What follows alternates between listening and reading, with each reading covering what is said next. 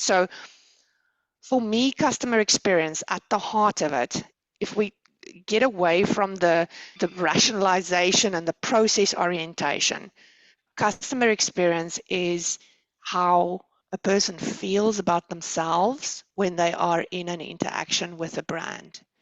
We make the mistake to think that it's about how people feel about your brand. We make the mistake to think that it's about how quickly the agent answered the phone. And sometimes that's important, right? Sometimes that's important. How long I stand in the queue, how quickly they answer the email, how quickly they answer the phone. But it's a lot more about the emotion. So if we start with the customer has a need, right? They start engaging with a brand. They have some kind of an emotion, right? Either a positive peak or a negative peak, or the worst of all is no peak at all, a bland experience where they have no emotion around that experience. And that, when I ask people to recall the last experience they had with a brand, sometimes they struggle to remember because most experiences are bland, and that is a truly missed opportunity. Depending on what experience we create, whether it's a positive or a negative peak, that creates a brand memory. And that brand memory is a combination of the rational, the sensory, and the emotional aspects. Now, let me ask you, if I show you these emotions here, if you think about your own brand, do you think the brand is making people feel confident, making them feel great about themselves, making them feel successful? Or for the people who mentioned complaints earlier, is the brand making people feel mad, inferior, like they're not good enough, frustrated? Because those are ultimately the things people will associate with your brand. And if they get asked a month later, oh, can you please rate our service? They might not remember the individual aspects, but they will remember, did I feel good or didn't I feel good? And they might not even be able to articulate that. I often tell a little story of an interaction I had in a shop, and I've never been back to that shop. And the story's on YouTube, and Lilani, maybe we can include a link because the story's a bit long to tell now, but pretty much I threw a terrible scene in a shop. My daughter drew a picture of me at school when I had to do a project, and this picture was not flattering, right? I had spit and teeth and blood and things running out of me because I made such a terrible scene in the shop. And I've never been back, not because they're not great with the appliances or because the prices are not good. I haven't been back because I'm too embarrassed to show my face there again because I'm not proud of the person I became in that interaction. So often we mistake customer experience for just the logical process things, and it is really about the emotion. The next thing I want to share with you is the customer experience blueprint.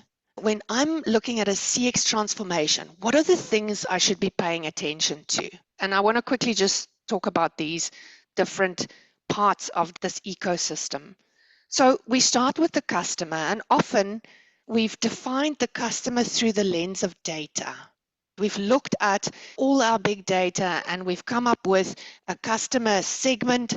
And I've worked with a retailer that said our customer is a woman between the age of 35 and 45 with 3.5 children. And I go, fuck, I'd like to be between the age of 35 and 45 and just give me half a child, not 3.5 children, right? And that's what happens when we just look at the data. Whereas we should really be looking at the emotions, at the real customer stories. I love interviewing the angry customers, and I've had so many leaders, when I suggest that to them, we need to have an angry customer forum, they say, no, we're not ready for that. We will not be able to handle that. And I go, you don't have to handle it, I'll handle it. And the magic that happens with the angry customers is that they have solved the problem in so many possible ways because they've told that story so many times, and they say to their friends, if I was the CEO, I would have been doing this or I would have done that.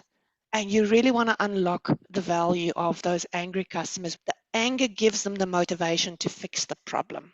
So we need to first of all look through the lens of humanity at the customer. I'm not saying don't look at your data, but don't be a data junkie.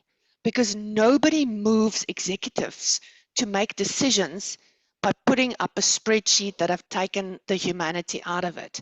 The fastest way that you can make executives take a decision is to bring the real customer stories. Now, I have made some career limiting moves by playing people phone calls that have really embarrassed some of the executives, but sometimes you need to elevate the pain a little bit to get them to take that next step, right? To get them to cringe and say, Chantal, can you please make this go away? What do we need to do to never ever hear a phone call like this ever again?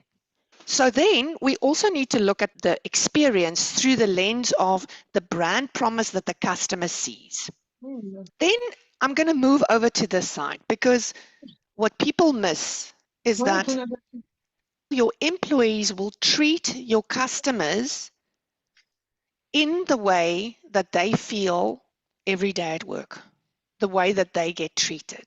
For me, customer experience equals employee experience. The experience employees have, they will give that same experience to your customers. And again, we need to look at the employee not through the lens of the employment contract we have with them, but through the lens of how can I really empower this person to live their purpose? How can I empower this person to really do the best job possible? How can I make them feel proud of their contribution? They have a journey that they walk, and often when people do employee journeys, they say, oh, it's all about the recruitment bit, but they don't look at what's a year in the life of that employee. How can we remove the challenges that employee feel on a daily basis, the challenges that you've painted there? All right, and then we get this bit here in the middle, which I've called business design, and you will see in all of these sections we've got the brand promise, which is a mix of the business purpose, the vision, the goals, the habits, the way we interact with each other, the DNA of the culture inside the organization. And very often that has not been adequately articulated. If I ask 5 people, what's your brand promise in the same company, most likely they will answer differently to that question.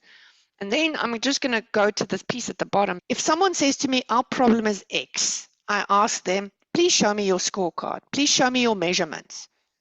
Because if customers are saying your calls are cold and rushed, and I go to the measurements and I find average handling time there, this is not a mystery. This is not an unsolvable puzzle, right? If you look at the measurements, often you can see this is what drives the behavior in the organization. So this is a whirlwind explanation of the blueprint, but I'm going to refer to that in the mistakes that I'm going to get to shortly. You will get a copy of this blueprint, and at the bottom of this blueprint, it will talk about what are the steps to start transforming your customer experience. All right, so now everybody's caught up and on the same page. Let me move on to some of my rookie mistakes that I made in the early days of being a customer experience professional.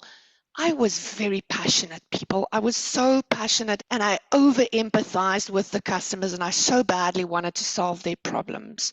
But I made some very early mistakes, and the mistakes gave me pain, like emotional pain, right? Embarrassment, because sometimes I looked like an ass. And it also wasted a lot of time. I was very frustrated about getting things done, and often I couldn't believe, why is the organization so slow? Why is everything changing so slowly? Why do we have to make decisions by committee? And I wasted some resources.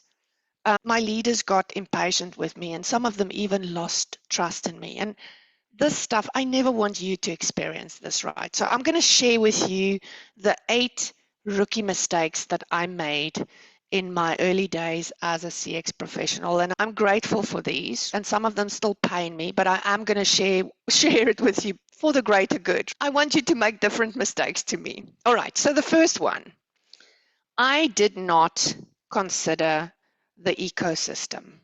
I thought if you take one thing and you do it really well, that's going to do it. And in the early days, it felt like I was administering Panado for a much, much more serious ailment. And it took the pain away momentarily, and then it came back again. So it was like giving paracetamol for a kind of a more serious disease. And I didn't quite know the state of these different pieces of the puzzle in the ecosystem. In the next email you're going to get from us, you'll get a health check. And this health check is, I think it's about 25 questions. But this health check, more important than the answer, is actually the questions. When you do this CX health check, I really want you to think about the questions that I'm asking you. And if the question makes you cringe, if you roll your eyes when you read the question, I would say think a little bit more about that. What's up with you having a reaction to that particular question? But what was important about the ecosystem, the most important bits in this blueprint is, first of all, understanding customers and employees, not through the lens of data, but through real stories. The second thing was clarifying the brand promise. And you will get a copy of this document. Spoke about designing the employee and the customer journey. And I want to say just one thing about customer journeys. Often, when people come to us and they show us their customer journey, it looks a lot more like a process map. What's crucial in customer journeys is that you consider the world of the employee and how they engage in each moment of the journey with the customer. What are some of the resources that they need? What are some of the systems that they need? What are some of the guides and the things that could really improve the customer? Then the fourth thing here is about implementing the changes. And the changes are always one of three things. It's either people, process, or systems. And so many times people say to me, oh, we did customer journey mapping about 3 years ago and it didn't work for us. And when I look at it, there's some gems in that in those customer journeys, but they were never followed through. So it's really important that the customer journey just doesn't stay a piece of wallpaper on a wall or something that gets stuck in a PowerPoint or an Excel spreadsheet. All right, so number one, the ecosystem needs to be considered. Number two, I was like a bull in a china shop. I often pissed people off with my passion. It wasn't that I wasn't good at what I did, but I just moved too fast. I moved too fast for the rest of the organization. And people perceived me as a really arrogant asshole. And all I wanted was for the brand to shine and for customers to be happy.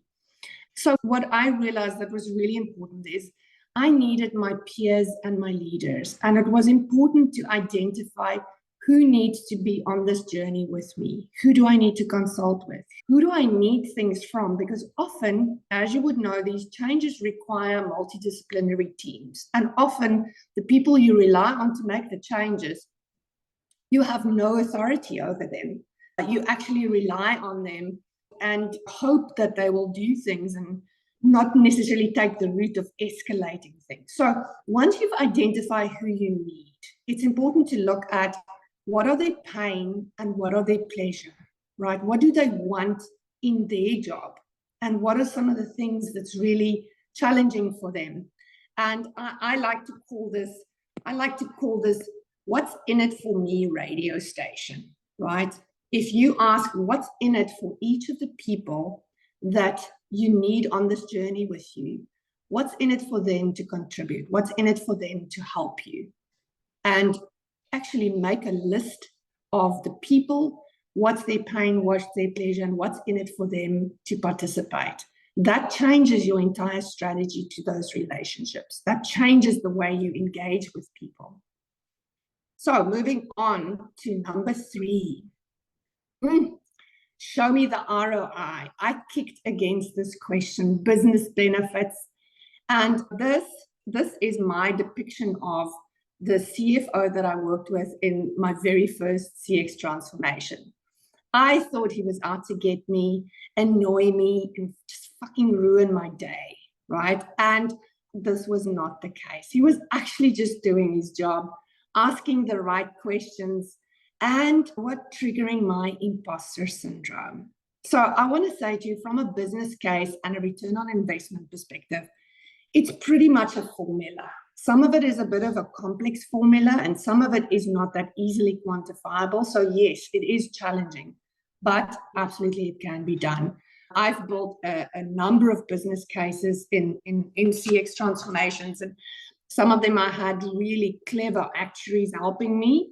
But it's really important to set some measurements, to use the metrics, to create a baseline, and to track against that baseline.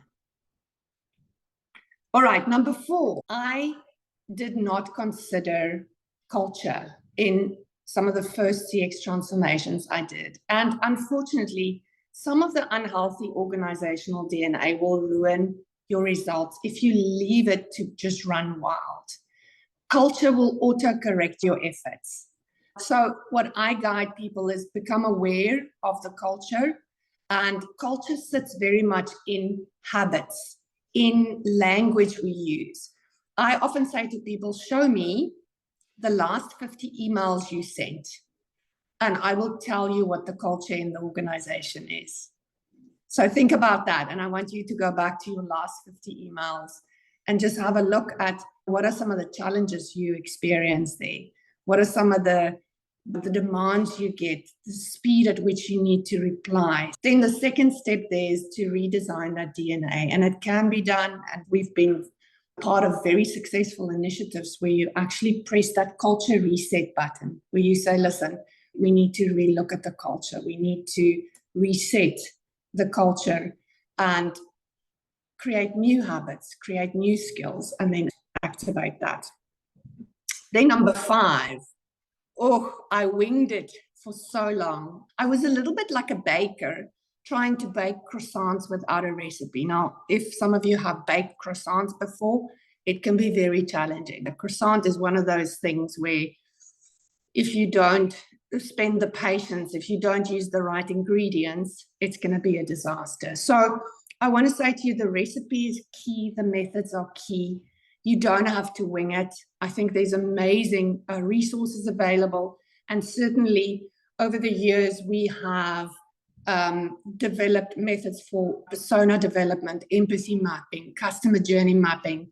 And as recipes, not all recipes are necessarily good recipes. So sometimes just broadening the scope of where you are finding resources is really good. I had the fortune of learning from the pioneers of CX, and what I use today is a melange of all of the best of breed methods, and that really gives us the ability to show results really quickly in a CX transformation. And then, like a baker, you have to bake often, and you have to get feedback, and you have to try again, and if something doesn't work, you just try again.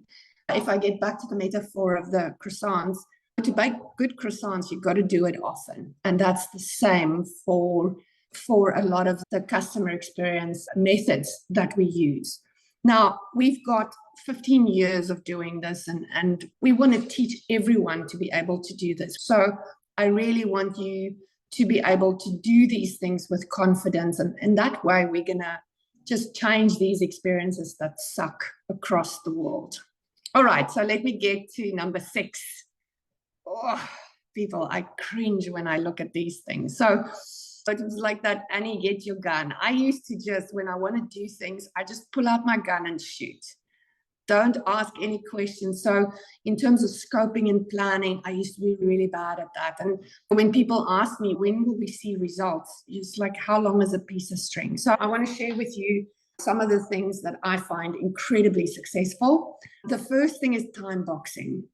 With customer experience transformation initiatives, if you don't time box things, one journey can take you 2 years. So often I work with quarters. We time box journey mapping that we do, or new journey design for new product launches. We time box it in 3 months, and then we have this iterative approach.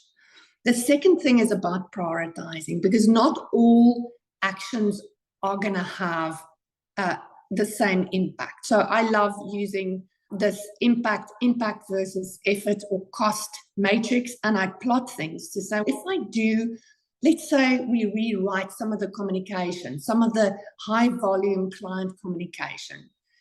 That's quite a low effort initiative, but it can be quite high impact. Maybe I plot that there. So I go through literally everything that emerged on my project plan, and I do this prioritization with that. So in addition to making small, medium, or large initiatives, also look at complexity.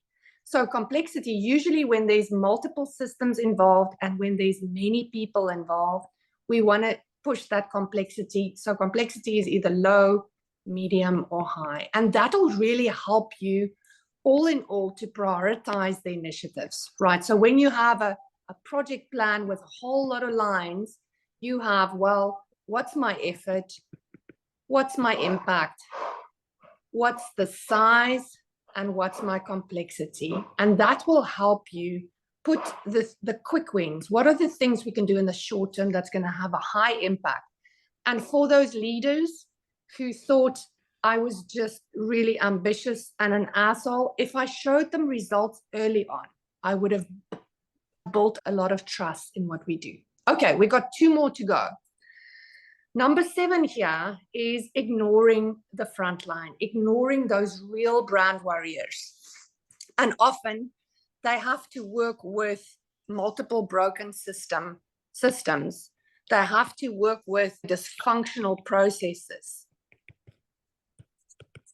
So in the complex environments, and we do a lot of work in banking, there's a lot of dysfunctional processes. And over the years, they've just become more complex. Then I've taken the bold action to put cruel KPIs, because sometimes the frontline's KPIs, if you read it, it reads like a murder mystery. And often it's very volumes driven, it's very fear driven. And they do this without a lot of recognition and without a lot of training. Often I say to executives, tell me about the last time you upgraded your systems. When a system gets to the end of life status, nobody blinks. We need to upgrade Microsoft. We cannot leave it on an old version. But when we talk about the frontline and we talk about their training and we talk about upgrading the human operating system, usually there's a lot of budget discussions. There's a lot of resistance there. And it is essential to equip the frontline with customer experience skills. It's non-negotiable to upgrade their problem-solving skills as the world becomes more and more complex, as people become more impatient, customers become impatient, they want service.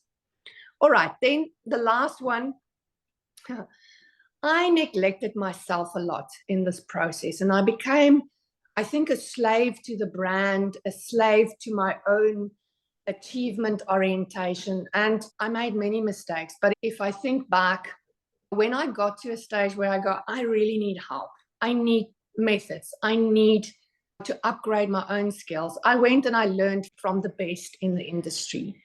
I looked at what are the methods that I think will work in a complex environment, and I tried and I iterated, and I looked at what worked well, and I hybridized some of the methods. And then I would say, from a skills perspective, the things that CX professionals or that leaders in customer experience and customer service need most is charisma, and it's a trainable skill. To look at more charismatic communication and really upgrade their communication skills. Storytelling is really a power skill if you want to influence people, if you want to negotiate with people. And then empathy, really understanding both employees and customers. And I say to people, I thought for most of my career, I was just blessed with having assholes for bosses. Until I founded Brand Love and I became my own boss, and I go, oh shit, the problems came with me, right? Because I never looked at my leaders and I never asked myself, what's keeping them awake at night? Whatever I'm doing, how am I contributing to their success? And if I want something, what's in it for them? So I've become a lot better with empathy, storytelling, and strategically managing those relationships. And that would be my wish for you, to continuously work on yourself and continuously upgrade your own skills. All right, So those are the things I wanted to share with you. And then I want to end off with invitation for you, right? Because we've learned these things, we've learned strategies, how to avoid, how to navigate these complex environments.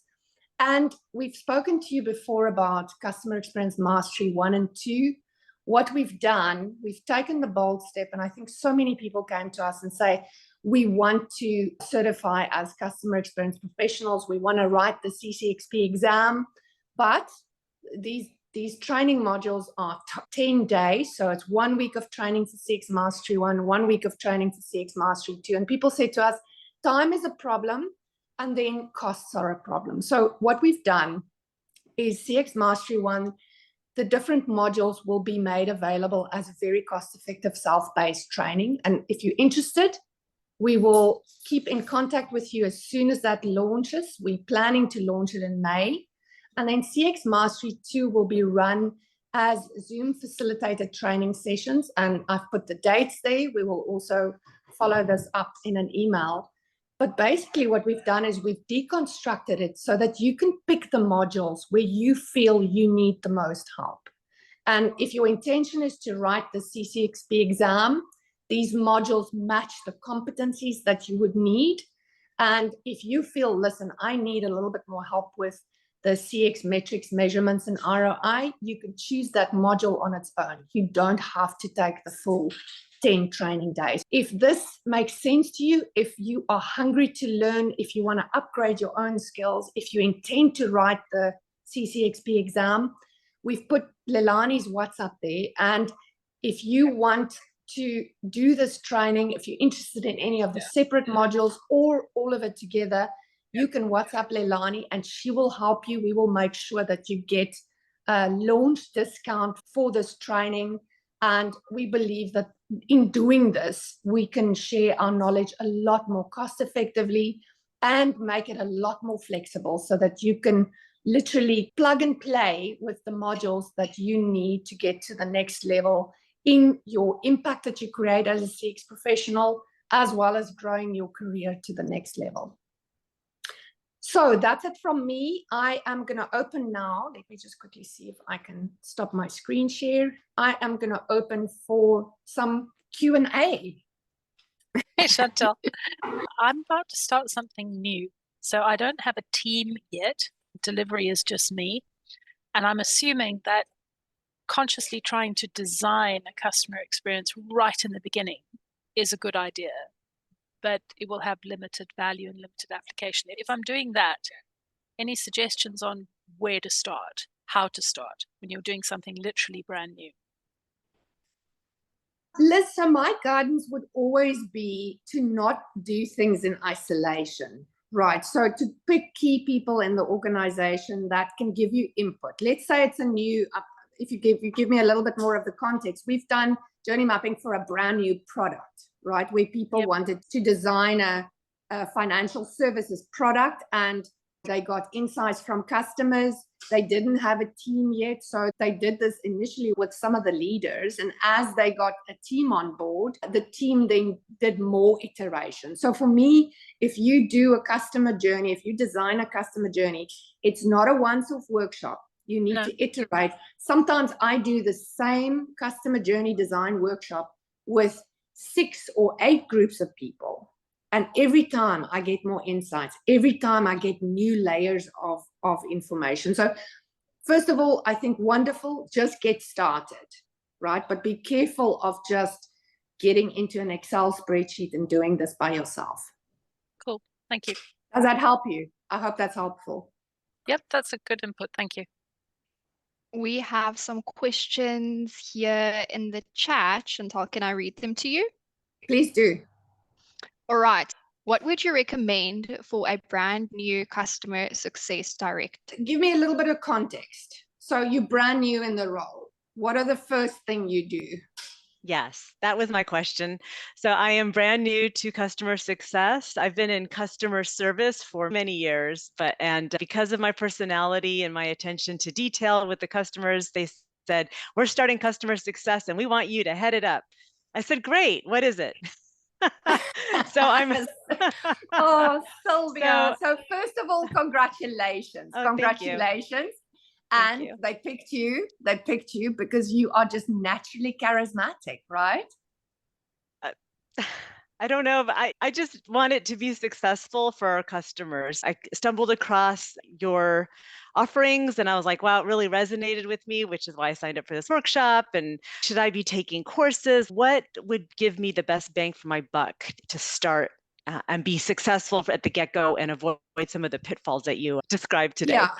Yeah. So listen, Sylvia, I would say, and I'm going to just think creatively, and I'm happy to have, if you want a longer conversation about this, I would love to give you views to get you started. I would say, think about this as if you're a movie director, right? And you have a blank slate. You can actually, you can write the script for this movie and you can decide, do you want this to be a murder mystery? Do you want this to be a romance? How do you want this movie to go? And then start with episodes, right? And a lot of the role that you're taking on will be to excite the rest of the organization. That's probably the biggest role of a CX leader, is to inspire people, to get them on this journey, to sell the value proposition so that they integrate customer experience just into the way they do things. I've seen so many CX teams fail because they like an island. They like a silo on their own.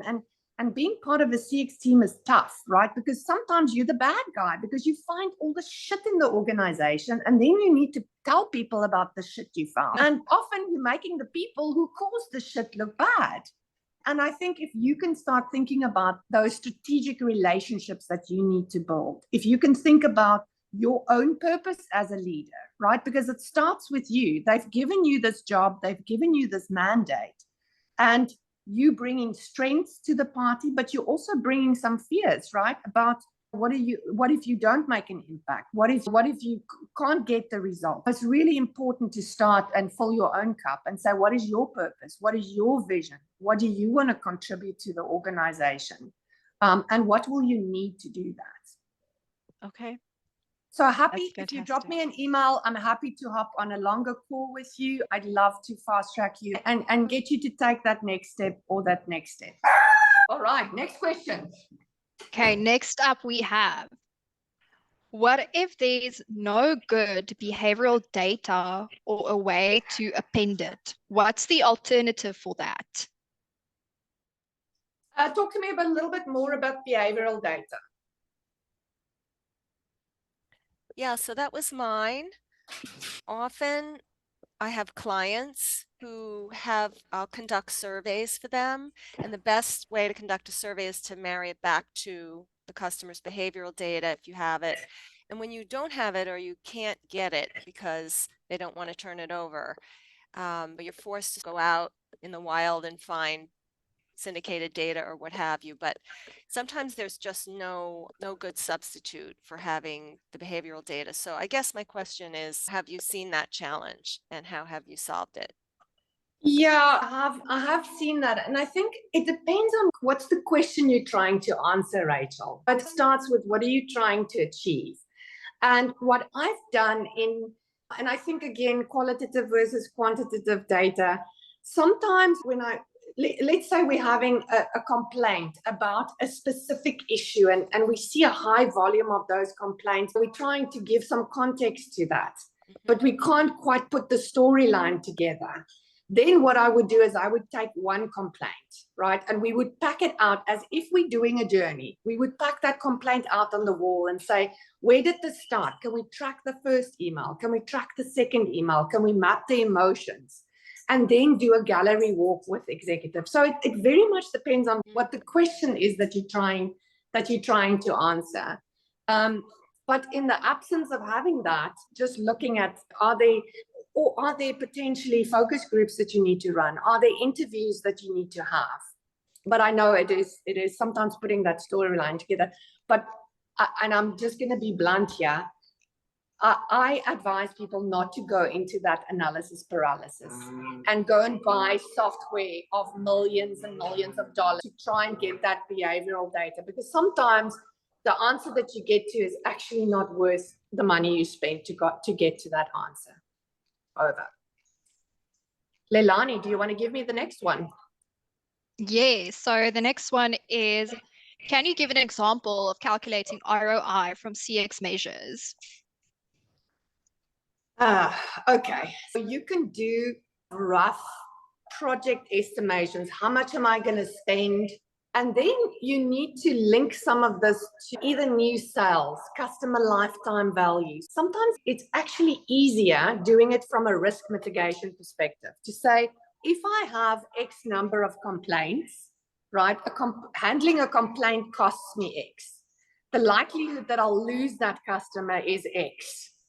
And then this is the share of wallet that I might actually miss out on. So sometimes doing I'm going to get X new business if I improve the customer experience is more difficult than actually going to the other side to say, if I don't improve this, there's a risk that I might lose customers. And if you look at the benefits realization, if you improve your customer experience, the three things that will happen is either your customer will stay with you longer, they will buy more from you, or they will also recommend you to family and friends, which will make those family and friends come to you. So those are really in the business case module that we do as part of CX Mastery 2, we teach people what that framework looks like and how you populate it. And then how can you look for data to actually start measuring that? It's having a proper scorecard of both the positive and some of the risks. There's really a lot of benefit to that. Thank you. The next one is, how do you convince others of the value of CX? How do we measure the value in terms of income? I think organizations have become so complex, and I look at the banks that we work with. They have a business because of their customers, but sometimes they've become so big that the customer has lost a face. They're merely an account number. And then people ask this question about, how do you quantify the value of customer experience? I think customers are becoming more discerning. Banks are a little bit tougher. Are there any banks in the room? Just give me a thumbs up. Any financial services institutions. It is more challenging, right? Because it's not that easy to leave. But what they don't realize, I did a lot of work for life insurance and also health insurance companies, and often the customer is captive. They can't really move because their health conditions have changed. And when you've had life insurance or risk insurance with a company for 20 years, it's very hard to start moving to another company. But if they're unhappy and they are captive, they can do a lot of damage, because every chance they have, we call them brand terrorists, every chance they have, they will drag your brand through the mud and they will tell everyone how bad you are. And you think it doesn't matter, right? But often I hear people say, oh, you know what? I'll never buy from so-and-so because I remember, people had bad experiences with them. Then it's one person who mentioned that brand. We have such a negative bias. We remember all the negative shit that people tell us. What we did in this insurance company is we actually looked at their NPS and we built a business case around NPS, and we quantified what was the value of the customers in each of the layers of NPS. So the zeros, how much value did those customers have? The ones, how much value? And we used an actuarial calculation to actually retrofit that onto the whole customer base. And the executives were horrified to see, like, the zeros, ones and twos, we called them the terrorists. The total value of the customers that scored 0, 1, and 2 on NPS were horrifying. And they said, we've got to do something about this. So again, it's probably not that easy to quantify the positives, but it's very easy to quantify the negatives. And that makes people move, because you want to be an admired brand, right? Who doesn't want to be an admired brand? All right. So that brings us to the end of our session today. Thank you for sticking around. Thank you for loving me despite my technical challenges. I'm now going to just see if I can revive my MacBook. And if I can't, I might cry a little bit. And then that person who ordered the unlimited wine for life, I'm just going to let you hook me up with a few bottles so I can mourn the loss of my MacBook. But thank you so much for joining us. Please connect with Leilani if you're interested in attending any of those workshops. You see our style is very interactive, very energetic. We want to give you the absolute best learning. And we have these mini workshops every month. So we will let you know the date for next month. And please feel free to join us.